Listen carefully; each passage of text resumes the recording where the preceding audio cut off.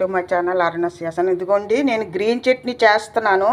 ఇది పానీపూరి అవ్వండి, bread slices ఉంటాయి కదా, ఆ దాంట్లో పెట్టుకోవడానికి అవ్వండి, దోసతో నంచుకొని దేనికైనానండి.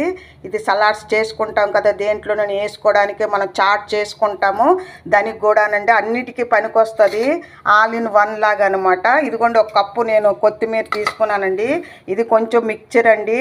ఇది కారపూసలాగా ఉంటుంది కదా, అది ఒక గుప్పుడేమో ఇదండి పుదీనా అండి, 2-3 మిరపకాయలు, చిన్న అల్లం ముక్క అండి, ఒక అర స్పూను జీలకర్ర అండి, ఇదేమో ఒక 3-4 ఎల్లుల్లిపాయలు అండి. ఎల్లుల్లిపాయలు తిన్న వాళ్ళు మానేసుకొని స్కిప్ చేయొచ్చండి, ఇది అవసరం లేదు. ఇదండి గ్రీన్ చట్నీకి. ఇదిగోండి ముందేమో ఇవి పుదీనా వేస్తున్నాను, ఎల్లుల్లిపాయలు వేస్తున్నాను దీంట్లోనూ. మనం ఇవన్నీ వేసేసుకొని రుబ్బుకోవడమేనండి. ఇగో చిన్న అల్లం ముక్క, ఇదిగోండి కొంచెం 2-3 పచ్చిమిరపకాయలు, ఎవరి టేస్ట్కి కారాన్ని తగ్గట్టు వేసుకోవాలండి. ఇదిగోండి జీలకర్ర వేసాను, ఇదిగోండి కొత్తిమీర, ఇదిగోండి అన్నీ వేసుకొని మనం మెత్తగా రుబ్బుకోవడమేనండి. ఇదిగోండి కొత్తిమీర వేసాను, ఇదిగోండి మిక్చరు, ఇదిగోండి చాట్ మసాలా అండి.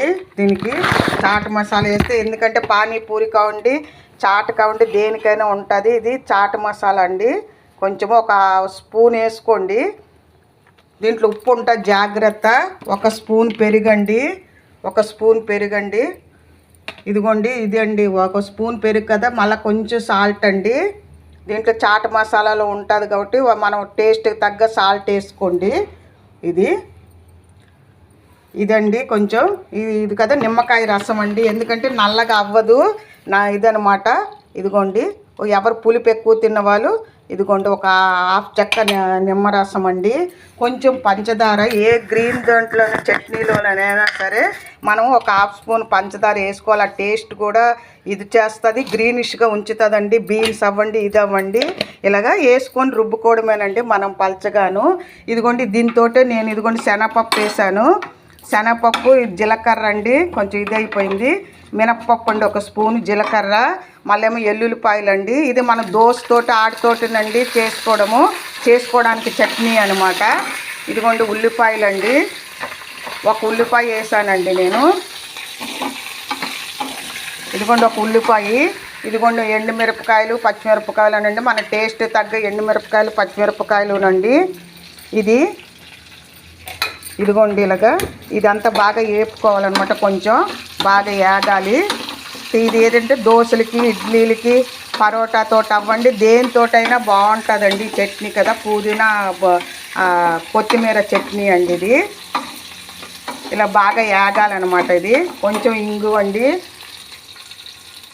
ఇంగో చట్నీల్లో బాగుంటుంది కదా, మీకు ఇష్టం లేని వాళ్ళు మానేవచ్చు, ఇంగో ఇష్టం లేని వాళ్ళు.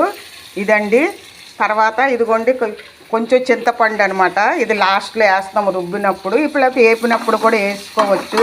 ఇదిగోండి టమాటా, నేను చిన్న టమాటాలు 2 తీసుకున్నానండి. ఇదిగోండి 2 టమాటాలు చిన్నవి తీసుకున్నాను నేను.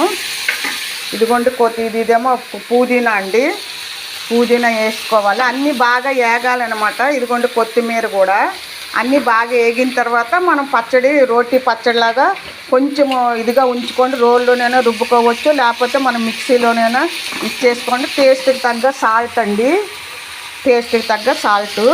ఇదండి. ఇది దోశకి దీనికినండి. Thank you so much. నచ్చితే ఒక షేర్ చేయండి, లైక్ చేయండి.